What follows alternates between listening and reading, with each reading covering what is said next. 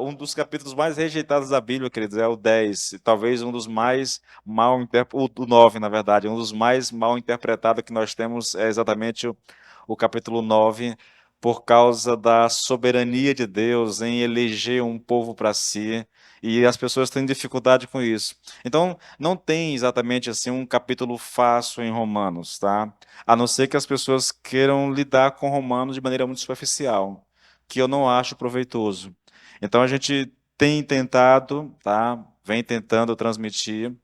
A gente vem recapitulando muita coisa no sentido de que talvez isso te ajude a compreender melhor, porque eu digo a vocês, aquilo que eu estudo de Romanos, os comentários que eu leio de Romanos, as pregações que eu ouço, você tem dois caminhos. Ou você opta por um caminho mais light, mais superficial, e você prega Romanos em poucos meses, né, entende?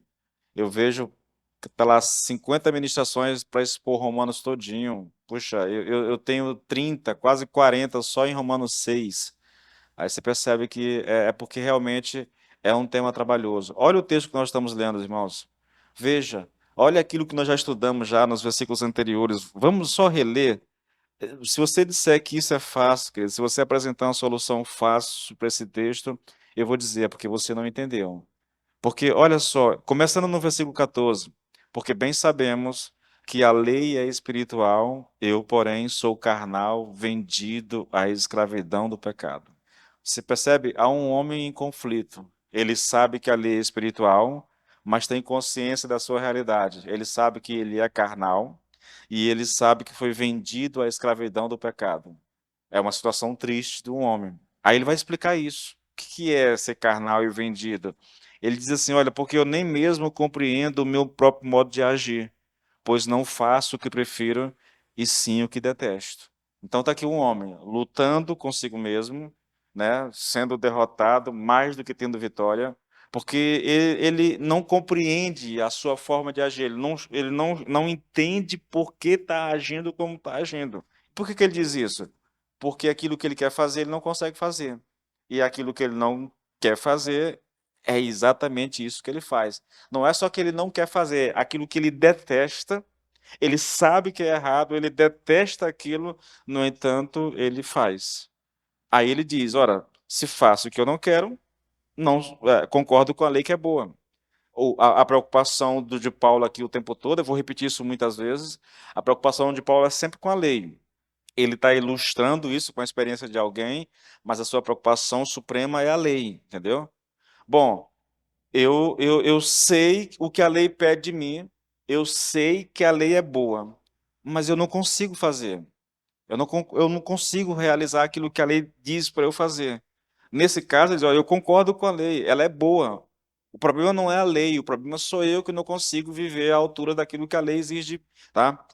Aí, versículo 17, nesse caso, quem faz isso já não sou eu, mas o pecado que habita em mim. Agora, o Paulo aqui, ele chutou o pau da barraca, porque aqui ele traz uma informação, querido, que é uma das coisas mais chocantes que nós temos na Bíblia. Ele está olhando para esse homem, ele sabe da realidade desse homem. Esse homem, ele é alguém que, veja, versículo 14, ele sabe que a lei é espiritual, ele concorda com a lei, tá? No entretanto ele diz: olha, eu sou carnal, eu sou vendido sob a escravidão do pecado. Eu não consigo fazer o que eu quero fazer. Eu sei o que a lei exige de mim, eu sei que ela está pedindo de mim, mas eu não consigo corresponder. Eu detesto aquilo que eu estou fazendo, no entanto, eu faço isso. Bom, se eu concordo que a lei é boa, se eu não gosto do que eu estou fazendo, deve ter algum problema nisso tudo, né? Aí ele diz isso. Então não sou eu que estou fazendo. É o pecado que está em mim que está fazendo isso. Em nenhum momento, querido, Paulo está aqui se eximindo de alguma responsabilidade, de forma alguma. A questão é que ele precisa ser honesto. Ele sabe que tem um poder dentro dele que está agindo nele, e esse poder é tão forte nele que ele não consegue vencê-lo. Mesmo sabendo o que Deus quer dele, mesmo sabendo o que a lei exige, mesmo detestando as coisas que ele faz, ainda assim ele está fazendo essa. Por quê? Porque há um poder dentro dele, que ele chama de pecado, que o leva a agir dessa forma. Ele não está dizendo assim, bom, se é o pecado, então eu já tratei disso aqui com vocês, né? Se é o pecado, então eu não tenho culpa, pastor. Não, não tem isso não, querido. Há um desespero nesse homem, há uma agonia, tá? Ele diz isso, aí ele vai explicar, olha, eu sei que em mim, isto é, na minha carne, não habita bem nenhum, pois o querer o bem está em mim, mas não o realizar. E aí nós entramos aqui naquela questão dos mins, o primeiro min, o segundo min, que eu não vou voltar aqui, senão a gente vai gastar muito tempo com isso. Mas ele percebe, querido, que há uma briga, uma luta interna. Ele tem consciência do que deve saber, fazer, mas ele tem consciência também que há algo nele, sabe, que não quer bem nenhum, que não quer fazer o bem, mas há algo nele que quer fazer o bem, e ele fica. E isso aqui dá uma confusão, irmãos. Por isso que a gente gastou tanto tempo tentando explicar essa coisa aqui, repetindo essa informação, para que a gente pudesse, de alguma forma, tirar proveito disso. No versículo 19 ele diz: porque não faço o bem que eu quero, mas o mal que eu não quero, esse faço. E se faço o que não quero, já não sou eu quem o faz, e sim o pecado. Você percebe que ele está praticamente se repetindo. Paulo sabe que é difícil. Paulo sabe que as pessoas, ao ouvirem a leitura dessa carta, a mente vai dar um nó, irmãos. Vai bugar a mente das pessoas, né? E aí, nessa explicação, nós chegamos no versículo 21. E novamente é Paulo ainda argumentando. Paulo está tratando da mesma questão, tá? Por um lado, ele faz a defesa da lei. Ele está querendo mostrar o tempo todo o que a lei pode e o que a lei não pode fazer, tá? O grande drama e a razão da existência desse capítulo 7 é exatamente por causa da lei. Paulo faz uma defesa da lei. O judeu não entendia a lei. O judeu não entendia a mensagem de Paulo a respeito da lei, por isso cria-se confusão, por isso dizia-se de Paulo que ele era um pregador contra a lei, que ele detestava a lei, que ele falava contra a lei, que ele dizia que a lei era pecado, que a lei matava e tudo mais. E Paulo está fazendo uma defesa exatamente de: não, não, vocês é que entenderam errado a minha mensagem da lei. Porque a grande questão na vida desse homem aqui é ele conhecer a lei, de certa forma ele foi iluminado, ele tem um entendimento da lei, só que ele não consegue viver à altura da lei. Ele não consegue praticar a lei. Então está aqui um homem desesperado. Olha, assim encontro esta lei em mim. Quando quero fazer o bem, o mal reside. Lá no versículo 17, ele disse: o pecado eu não faço, já que não sou eu que faço, não sou eu que estou fazendo isso, mas o pecado que habita em mim. Agora ele diz: olha, assim encontro esta lei, quando quero fazer o bem, o mal reside, porque segundo o homem interior, tenho prazer na lei de Deus, mas vejo nos meus membros outra lei que, guerreando contra a lei da minha mente, me faz prisioneiro da lei do pecado que está. Olha, eu encontro essa lei que está em mim, eu tenho prazer na lei de Deus, tenho uma lei da minha mente, tenho uma lei do pecado. Se você não parar, querido, para estudar e tentar entender o que é que Paulo está ensinando aqui, você se perde, né? Você se perde, não tem como. É realmente complexo o que ele está ensinando. É difícil o que ele está colocando aqui, tá? Então eu queria chamar sua atenção, preste atenção, tá? Atente. Eu vou devagarinho para ver se a gente consegue expor até onde der para expor. Se você achar que isso aqui não é suficiente, amanhã de manhã essa mensagem já vai estar online. Você pode voltar lá e ouvir, ou pode ouvir as outras se quiser, para tentar entender. O bom, querido, sabe, de a gente realmente aprender é você ouvir com um caderninho na mão, tomando nota dos pontos principais, ou pelo menos da explicação do texto. O que mais o que mais me fascina é entender o texto, o que que ele está dizendo realmente, né? Aí tem as aplicações e tudo, mas o que que esse texto está querendo dizer, na verdade? Então a gente vai tratar disso aqui, tá? Novamente, Paulo está continuando a sua argumentação. E, novamente, aqui, querido, não tem como a gente fugir disso, irmãos. Nós não podemos perder de vista que o propósito principal de Paulo tem a ver com a lei.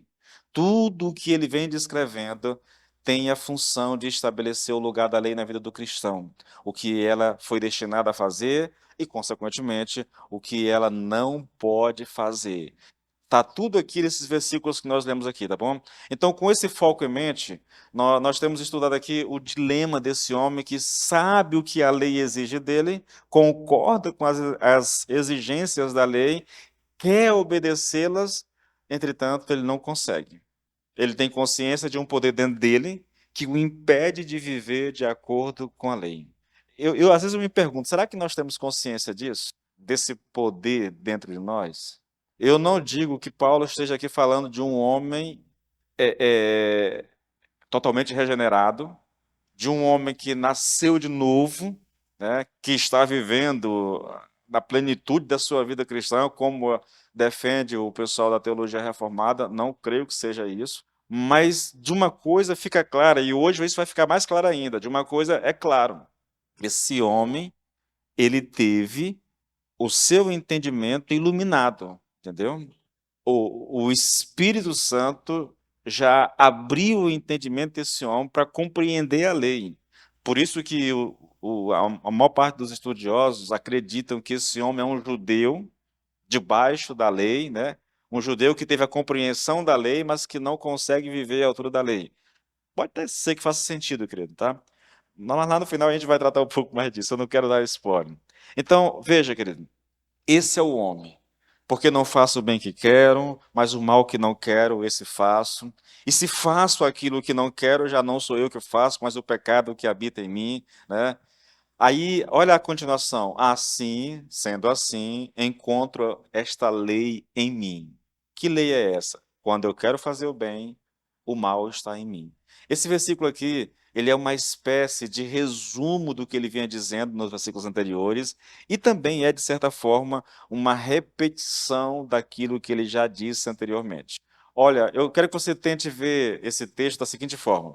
Se você olhar para os versículos anteriores, o 18, o 19 e o 20, você vai ver ali uma coisa, né? Ali Paulo está explicando por que esse homem pratica maus atos, apesar de saber, de não querer fazer isso.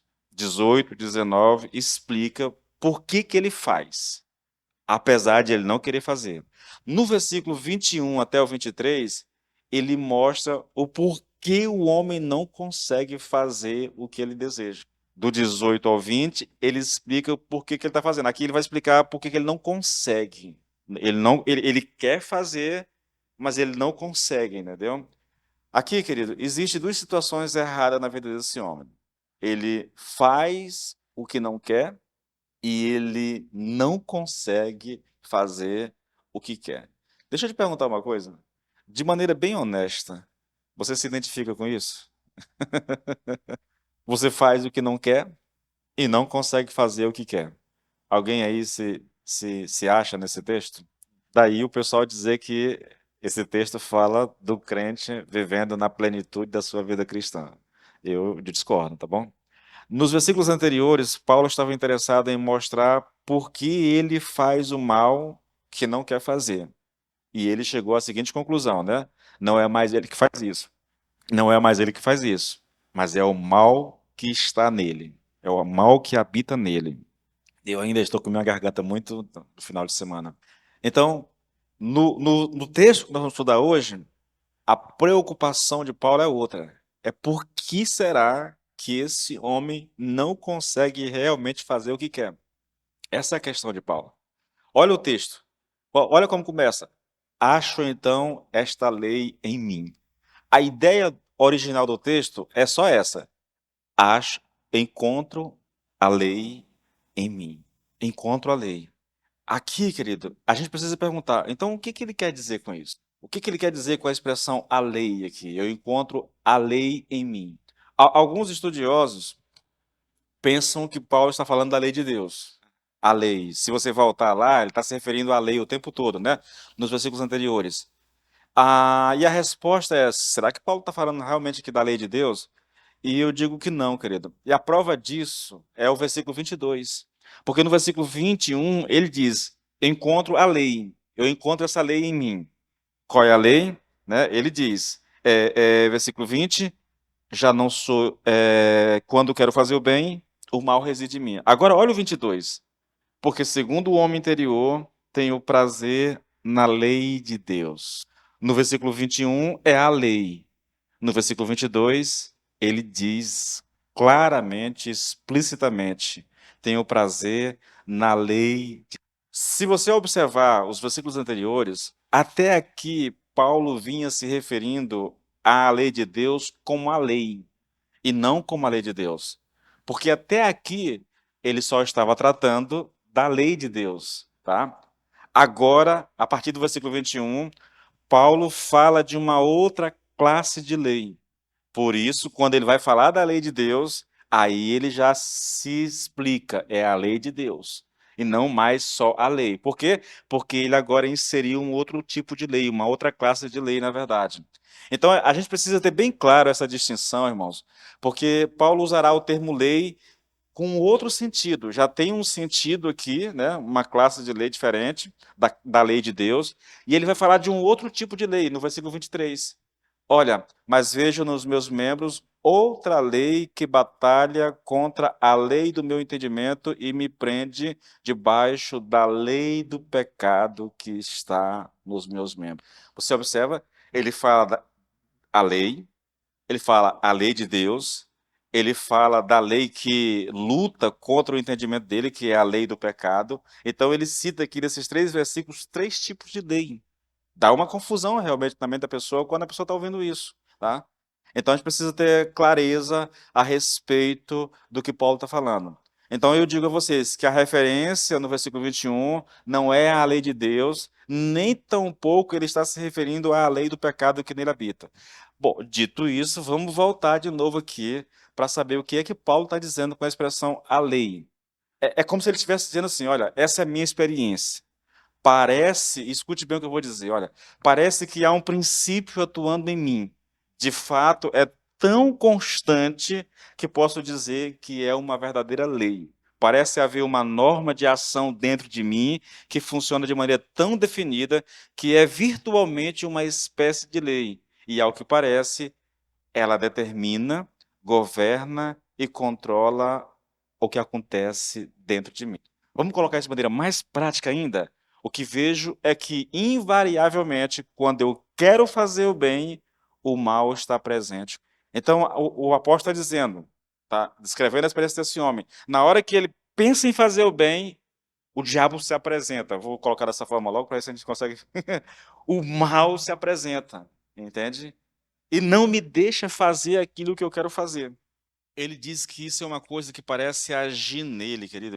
Da mesma forma que as leis da natureza atuam, assim como a noite segue o dia, ou o dia segue a noite, assim, toda vez que ele quer fazer o bem, o mal se apresenta. É o que ele está dizendo. Irmãos, é um negócio assustador isso aqui. Tipo assim, é tão regular é que Paulo diz que isso é uma lei. Só para você entender, nós temos a lei da gravidade, sabe? Se eu soltar esse troço, ele vai cair, ele nunca vai poder subir. O que Paulo está dizendo é o seguinte: eu percebo no meu comportamento, na minha vida, que existe uma lei. Toda vez que eu quero fazer o bem, o mal está lá. É o que ele disse: quando eu quero fazer o bem, o mal está comigo. Ou seja, o mal está sempre por perto, está sempre à mão, na verdade. Toda vez que eu quero fazer o bem, o mal está ali, né? É como se o mal se. Eu penso em fazer o bem, o mal se apresenta, ele salta à minha frente e diz: opa, não, senhor, vai fazer não. É mais ou menos isso que ele está colocando aqui nesse texto. É interessante quando é descrito dessa forma, né? Mas se você olhar para a vida prática, você vai perceber algo bem. Quantas vezes você não já disse para si mesmo que ia mudar determinado comportamento seu, pessoal? Você tem uma falha no seu caráter, você é iracundo, por exemplo, ou você fala muito o que não deve, e depois se arrepende do que fala. Aí depois que está arrependido lá, né, envergonhado, você diz para si mesmo: "Eu nunca mais vou fazer isso, nunca mais vou repetir esse negócio aí", e daqui a pouco está lá você fazendo de novo. É mais ou menos isso que Paulo está dizendo aqui. É mais ou menos isso. É quase que um retrato de um viciado. Nunca mais bebo. Mas no dia seguinte ele está enchendo a cara. Eu estou exagerando no que eu estou colocando aqui, mas eu quero dar ciência a você do que acontece. Escute isso, querido. É, Eu não vou dizer, querido, que um homem cheio do Espírito Santo não tenha lutas. Ele tem, tá bom? Mas não é exatamente essa luta dessa forma. Porque Paulo está descrevendo aqui um homem derrotado, um homem fracassado. Tanto é que esse homem vai gritar lá na frente: miserável homem que sou, quem me livrará do corpo dessa morte? Então nós temos aqui o retrato de um homem desesperado. Ele está desesperado porque ele foi iluminado no seu entendimento. Ele reconhece a lei de Deus, ele sabe que ela é boa, ele sabe que ela é espiritual, ele sabe que ela foi dada com a intenção, mas ele não consegue viver. Ele não consegue viver, querido. Então, veja, quando eu quero fazer o bem, o mal está comigo. Os versículos 22 e 23, eles são simplesmente uma exposição desse tema, dessa questão aqui, tá? É disso que Paulo vai tratar. Ele fez a mesma coisa, querido. Ele no 17, ele diz assim, olha, nesse caso quem faz isso não sou eu, mas o pecado que está em mim. Aí 18, 19, 20, ele vai explicar isso, na verdade. Aqui ele está colocando de novo outra situação. No versículo 21, eu encontro esta lei em mim. Quando eu quero fazer o bem, o mal reside em mim. Aí ele vai explicar por quê. Versículo 24, 22, começa assim, ele vai explicar o que ele diz. É muito interessante a maneira como Paulo lida com, porque segundo o homem interior tem o prazer na. O porquê aí diz que Paulo vai se deter.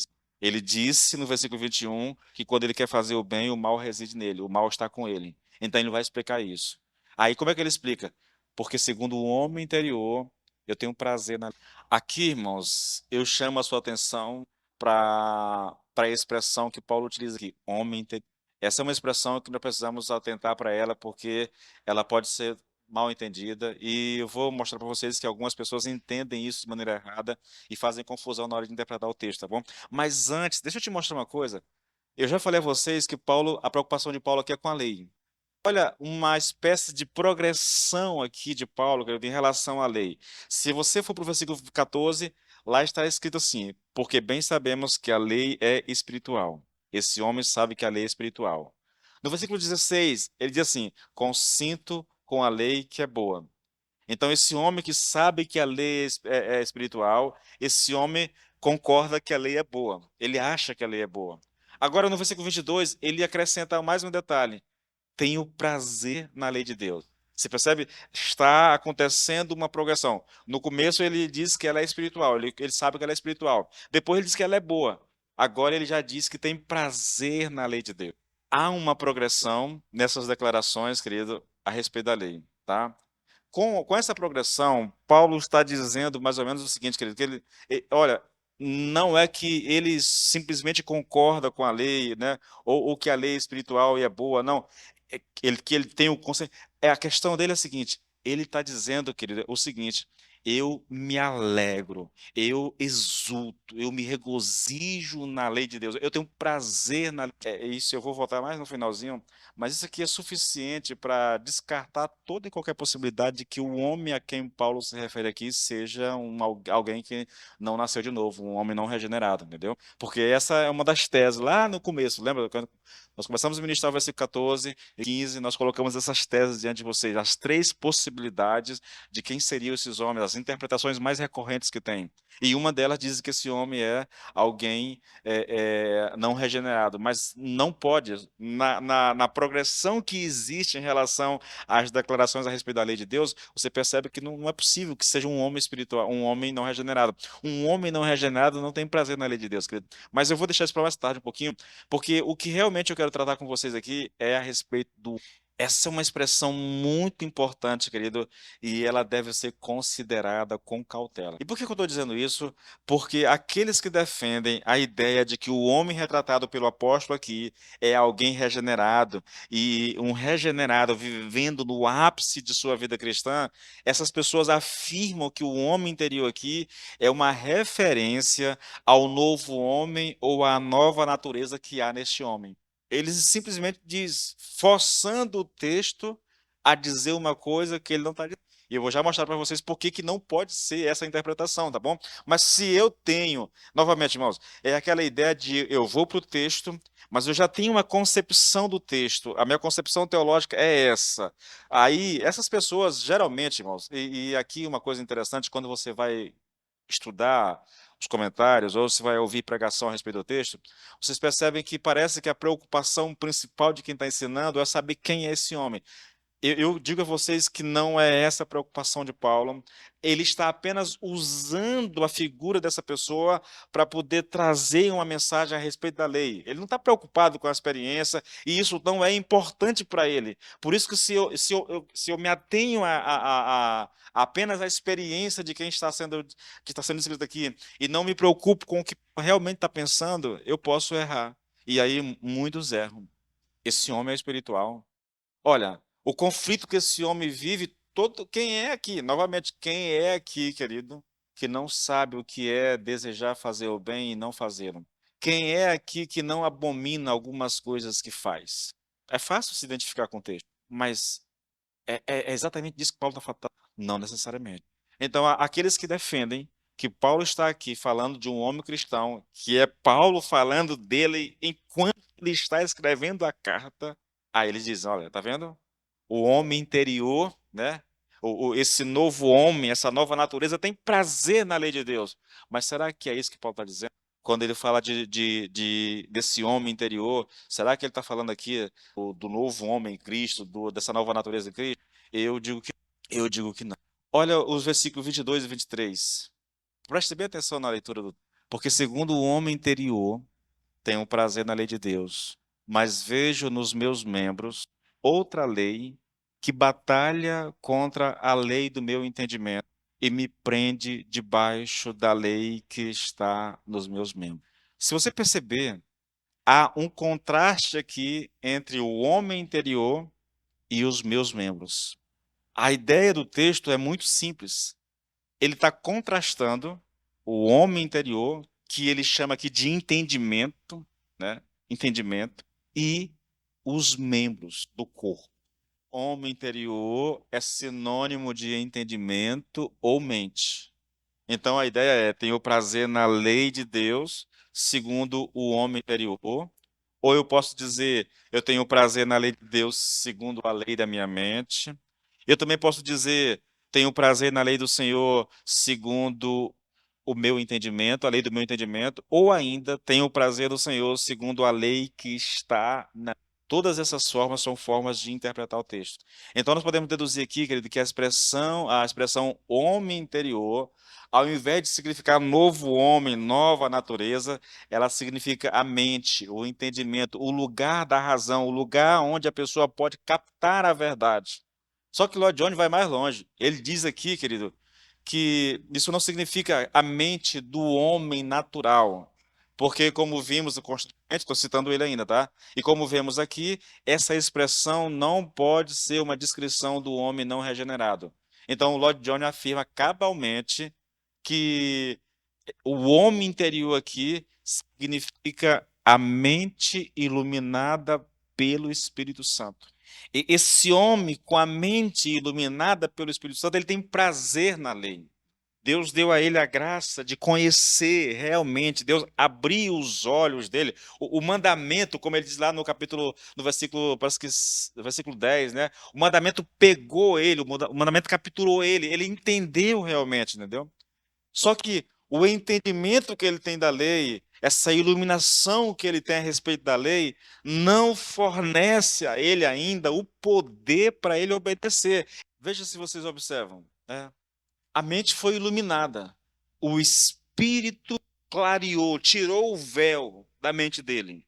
Vocês lembram, lá em 2 Coríntios, que diz que toda vez que a lei é lida nas sinagogas, há um véu colocado sobre o entendimento dos judeus. Esse véu foi removido. Esse homem percebe a lei, ele conhece a lei, ele sabe o que a lei exige dele, ele sabe que é bom, ele concorda com isso, só que ele ainda não tem o poder para viver de acordo com aquilo que ele sabe. Não é interessante isso? Ah, eu vou colocar. É alguém quase cristão. É um quase crente. Ele tem a iluminação, mas não tem o poder. Isso é confuso, querido. Mas talvez isso vai lançando pistas para quando a gente chegar no finalzinho e trouxer essa questão toda diante de vocês, tá bom? Isso ficará mais claro, irmãos, quando nós virmos como Paulo contrasta o homem interior com o seu. Mas vejo nos meus membros. O que Paulo quer dizer com membros aqui? A palavra aqui, irmãos, membros, ela foi usada muito no capítulo 6 de Romanos. Equivale aqui aos órgãos corpóreos do homem, a parte do homem pelo qual ele vive normalmente, como ele funciona, entendeu? A gente poderia até chamar, querido, de carne aqui, tá? Há um contraste entre o corpo com os seus órgãos e a mente, o entendimento, ou aquilo que nós vamos chamar daqui a pouquinho de alma, tá bom? Alma. Então, o contraste aqui é óbvio, irmãos. As partes do nosso ser com as quais costumeiramente pecamos são as que podemos ver, né? Os olhos e as diversas outras partes, normalmente denominadas de órgãos do corpo. Esse é o homem. Agora, o homem interior é a parte que o homem não. Eu vou chamar isso de. Eu tratei disso lá em Romanos 6 e eu passei a usar uma designação que acho que cai bem aqui. Nós temos aquilo que é o homem externo, aquilo que é externo no homem e aquilo que é interno. Se bem que não cabe bem porque há algumas coisas aqui que fazem parte do corpo que não somente externa, né? Mas olha, nós não podemos ver a mente do ser humano. É possível que a gente veja o cérebro, né? Se você arrancar o couro, você vai ver que mas a mente você não vê. É por isso que Paulo chama de homem interior. É essa distinção entre o que é exterior e o que é visível, tá bom? Essa parte do homem, querido, do homem interior aqui, ela não pode ser vista. Aí nós estamos falando aqui de alma, com certeza, tá bom? De espírito, espírito com E minúsculo. É, é disso que nós estamos falando. Essa parte que é imperceptível aos olhos humanos, ela é, na verdade, mais real do que as coisas que nós podemos. Por quê? Porque ela continua existindo, mesmo quando o corpo for decomposto lá no túmulo. Quando o homem morre, o corpo morre. Quando um homem morre, o que que morre nele? O corpo. O homem exterior morre, mas o interior continua vivo. Eu gosto muito, querido, daquele texto lá de Lucas 16, parece que é 16. O mendigo morre, a cena que é descrita, eu consigo visualizar, porque sempre que eu penso naquela cena dos anjos vindo receber o espírito, a alma do mendigo, me vem à mente uma cena de um filme antigo, antigo, né? Com o Patrick Swayze e a negona lá, que eu não lembro o nome dela. Hã?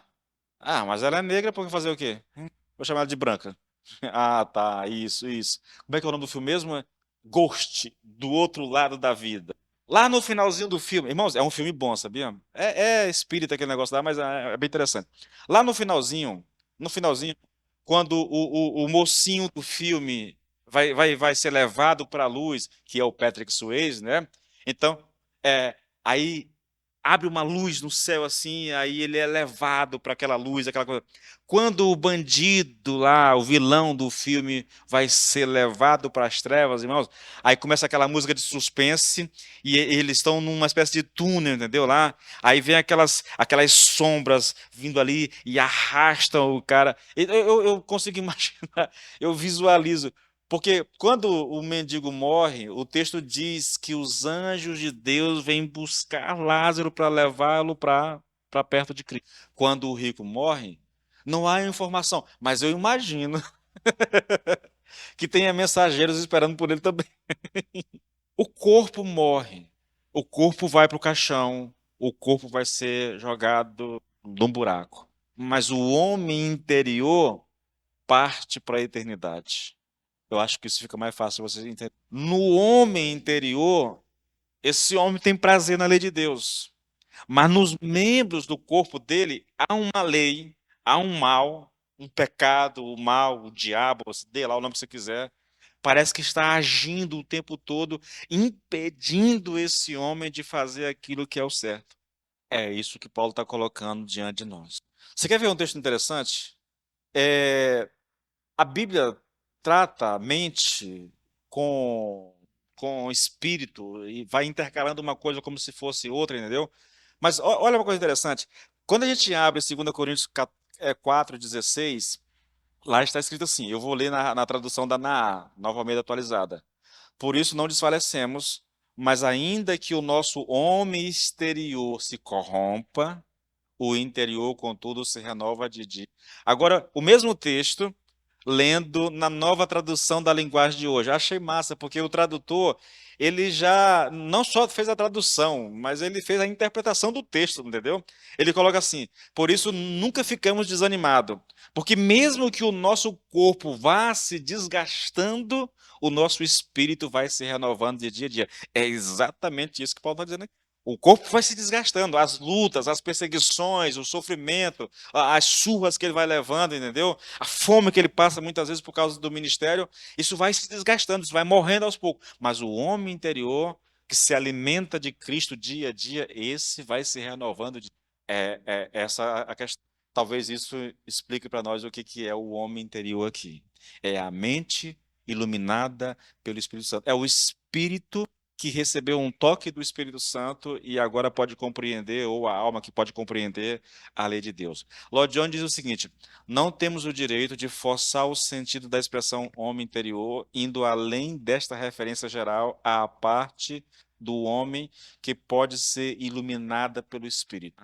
Então, o homem interior é essa parte do ser humano invisível que foi iluminada pelo Espírito Santo. Ele continua dizendo: devemos pensar nela em termos da mente, do entendimento, daquela parte do homem que eventualmente chega a ver a verdade como ela subsiste plenamente em Cristo. Forçar o sentido do texto é afirmar que o homem interior é a nova natureza do cristão. Isso é forçar o texto.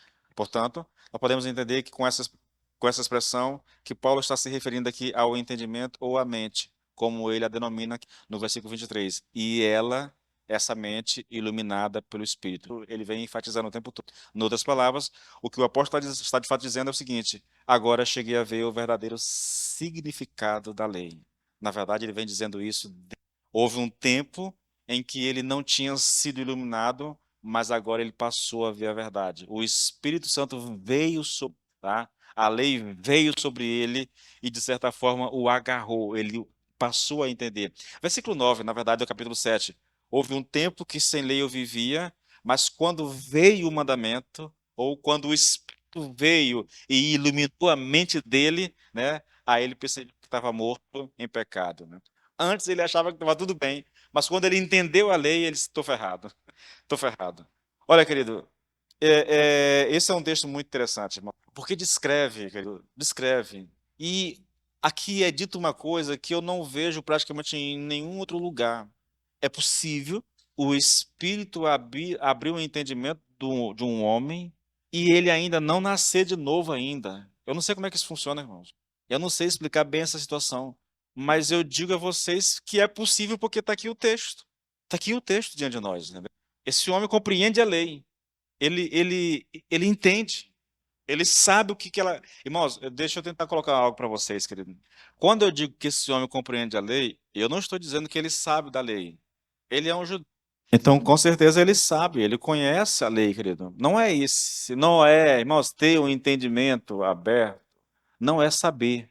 Vamos para as Escrituras. Atos 16. Paulo está pregando.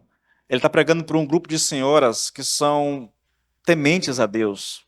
E enquanto ele está pregando, a Bíblia diz que o Espírito Santo abriu o entendimento de Lídia para que ela pudesse compreender aquilo que Paulo está falando.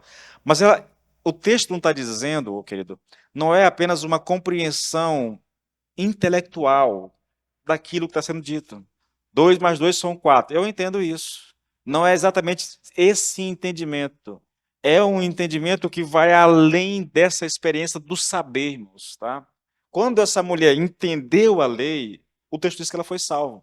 Agora, aqui Paulo está descrevendo um homem que teve o seu entendimento iluminado, mas ele ainda não é uma nova criatura, no sentido como nós a conhecemos. Por que eu digo isso?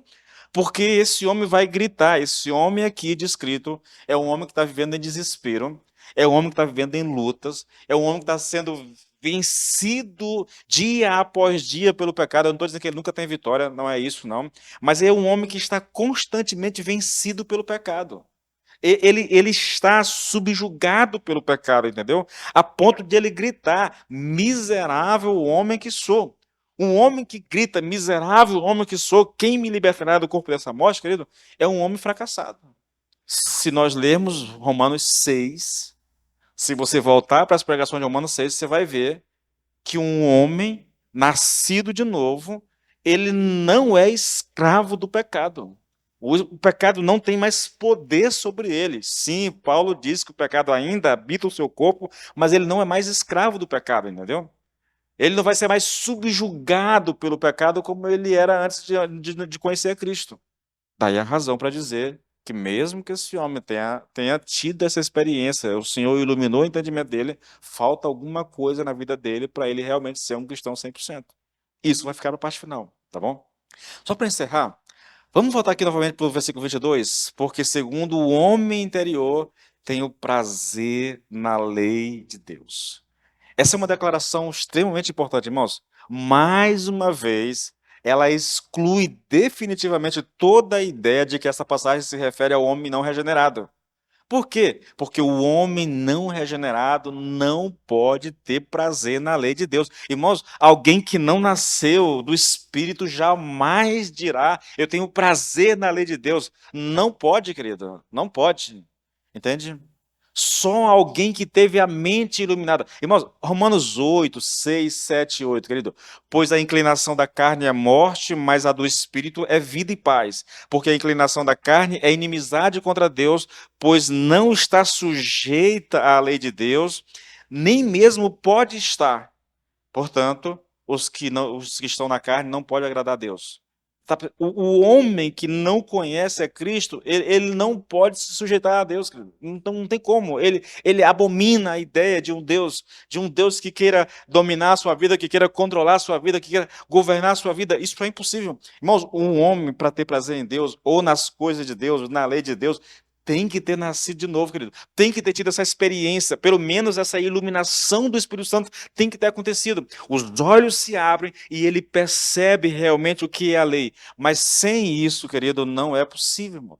Não é possível. Alguém que não nasceu de novo, alguém que está. Nós lemos aqui, irmãos, deixa eu voltar aqui rapidinho. 1 Coríntios. É porque esses textos são tão assim, a gente vai pregando sobre isso, né? 1 Coríntios 2. Vou abrir rapidinho aqui, porque olha que coisa interessante, irmãos. Pois porém, Deus revelou isso a nós por meio do Espírito Santo, né? Porque o Espírito sonda todas as coisas, até mesmo as profundezas de Deus. Estou lendo 2:10, agora o 11. Pois quem conhece as coisas do ser humano, a não ser o próprio ser humano que está nele? Assim, ninguém conhece as coisas de Deus, a não ser o Espírito de Deus. E nós não temos recebido o Espírito do mundo, e sim o Espírito que vem de Deus, para que conheçamos o que por Deus foi nos dado gratuitamente. Aí ele continua falando aqui, mas a ideia é, sem que o Espírito nos revele, nós nunca vamos compreender Deus, nós nunca vamos compreender a lei de Deus, nós nunca vamos entender necessidade de salvação, de arrependimento. Essas coisas são absurdas para alguém que não teve essa experiência de ter a sua mente iluminada pelo Espírito Santo. Sem que o Espírito revele, querido, sem o auxílio do Espírito Santo, o homem vai viver indiferente de Deus. Escute, o Paul Washer diz isso muito, o Lloyd Jones também diz: o homem sem Deus odeia Deus. Parece absurdo? É só você atentar para o que ele está dizendo. Deus não aceita, querido, por exemplo, a imoralidade, o adultério, a fornicação. Essas coisas são abomináveis diante de Deus. Pegue lá, Gálatas 5. São abomináveis diante de Deus. Então o homem vai dizer, Deus vai dizer para o homem: viva em santidade. Mas um homem sem Deus vai viver em santidade, irmãos? Não vai, querido. Eu ouso dizer a vocês que um dos grandes problemas que nós temos hoje é esse evangelho adocicado que é pregado às pessoas, como se Deus não se preocupasse muito com a vida que você tem. Deus não está preocupado, Ele não vai perder tempo querendo saber com quem você ficou. Isso é tolice. E é uma tolice maligna, querido. Por quê? Porque teu corpo é templo do Espírito Santo. É templo do Espírito Santo. Sem citar Romanos 3, mas indo lá para Romanos 6,19, que é onde está a interpretação correta, quando um homem se junta com a meretriz, diz Paulo, ele se torna uma só carne com ela. Mas quando ele se liga a Deus, ele se torna um com Deus. Então o teu corpo é a habitação do Espírito. O teu corpo é o tabernáculo do Espírito, é o novo templo. Lembra do templo de Salomão? Esse templo não existe mais. O teu corpo é esse templo. E lembra que no templo de Salomão a presença do Senhor estava lá no Santo dos Santos? Sim, a mesma coisa para hoje. Então não me diga que Deus não se importa, querido, porque isso é negar toda a Bíblia. Ele se importa. Se importa. E um homem que não conhece a Deus, ele não está preocupado com isso. Ele não está preocupado, querido, se está em pecado, se não está em pecado, tá? Mas aí nós pregamos uma mensagem que diz, não, isso é bobagem, isso a gente resolve. Resolve, querido, se você se arrepender dos seus pecados. Porque se não se arrepender, você vai estar debaixo da ira de Deus. Ah, pastor, eu sou crente, estou debaixo da ira de Deus. Tá, irmãos, tá. É possível um crente estar debaixo da ira de Deus? É. Se ele viver na prática do pecado, ele vai estar debaixo da ira do Senhor. Precisa se arrepender. Precisa voltar para Deus. Precisa confessar e abandonar o pecado e se voltar para o Senhor. Porque senão tá. Irmãos, Deus castiga não só o ímpio, a gente se engana com isso. Deus castiga o justo também. Eu vou um pouco além. Hebreus diz que se Deus não nos disciplina, então nós não somos filhos. Porque Deus castiga a quem Ele ama, irmão. Um bom pai quer o bem, quer o melhor para o seu filho. E às vezes o melhor para o filho é um castigo. Quem é pai sabe do que eu estou falando. Quem é pai sabe que, mesmo não gostando, nós somos chamados a corrigir os nossos filhos. E às vezes com vara, irmãos. Ou com cinto, ou com a sandália, sei lá, o que tiver na mão. Mas a gente é chamada a disciplinar os nossos filhos. Vou um pouquinho além. O autor de Provérbios diz que se você não castiga o teu filho quando ele merece ser castigado, você não o ama. Não o ama. Então a gente precisa atentar, querido. Atente para isso. Volte-se para Deus. Volte-se para Deus. Vamos nos colocar de pé, querido. Vamos encerrar no horário certinho? Fecha teus olhos, por favor. Vamos orar ao Senhor. Pai, nós te louvamos e nós te bendizemos, Pai, pela exposição da tua palavra, Senhor. Senhor, nós oramos a Ti no sentido de que o Senhor nos capacite cada vez mais a andar na Tua presença, Senhor, a viver em Tua presença. Nós não somos escravos do pecado, Senhor. O sangue de Jesus já quebrou o poder do pecado na nossa vida, Pai. Nós somos homens e mulheres livres, livres. Nós pecamos porque queremos pecar, Senhor. Tira de nós, Pai. Dá-nos a graça de viver uma vida santa e reta diante do Senhor. Capacite-nos, através do teu Santo Espírito, Senhor, a sermos homens e mulheres santos, consagrados ao Senhor, vivendo uma vida agradável diante dos teus olhos, em o nome do Senhor Jesus Cristo. Amém e amém.